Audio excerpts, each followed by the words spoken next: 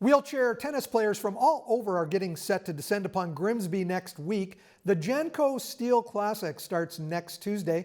Deirdre Pike joins us. She's one of the organizers of the event, handling the publicity for it. Deirdre, this is one of 4 major events on this tennis circuit.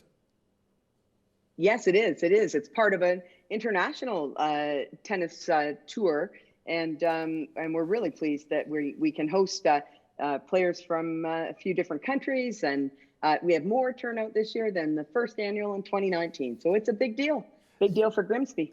Deirdre, you're an avid tennis player yourself, so you can appreciate the skill and the effort that it takes to play the game from a wheelchair. Oh, absolutely. I mean, I think it's important for us to be able to take this, us being people who don't have those same limitations, and yet take a look at these players. You will soon see in a minute how quickly they overcome limitations, including quad players, players who end up attaching the tennis racket to their hands even because of some limitations there. So I have played one of those players in a chair, and I'm telling you, it is not easy. I went out there with a little bit too much confidence and came home with my tail between my legs. Who are some of these incredible athletes that will be competing? Yeah, well, we have Jillian Morrow is from Grimsby and plays in the Grimsby club, and that's the one that I've played against before. We have Gary Luker. He's from Stony Creek. He's a quad player. He's off to another tournament in St. Hyacinth this week, one of those 4 that you were mentioning.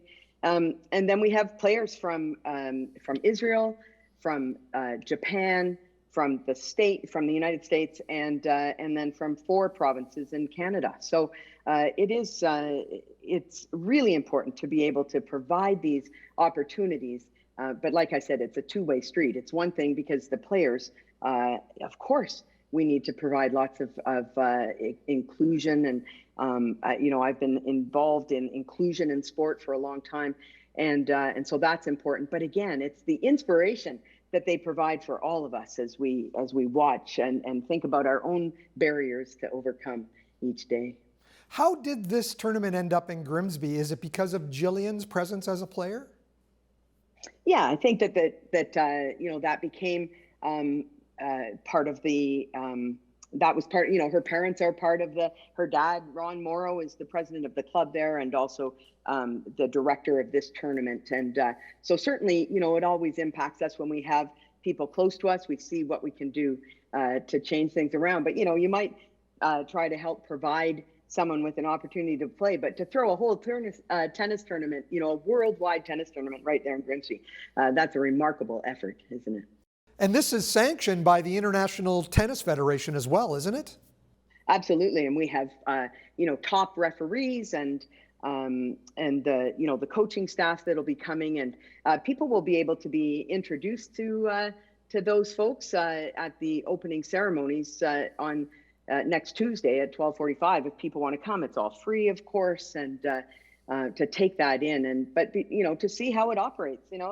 It's just consider it a little different twist on a local Wimbledon, say. Yeah, and a lot of people probably don't realize that wheelchair tennis exists as a competitive sport.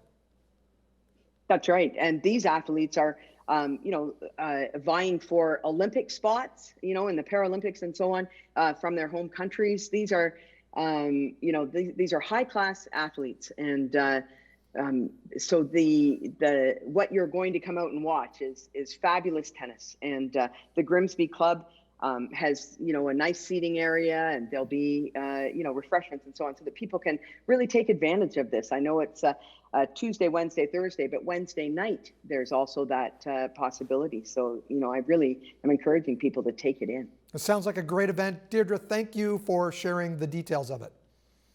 Well, it's my pleasure. Thanks so much for having us, and I hope to see you there.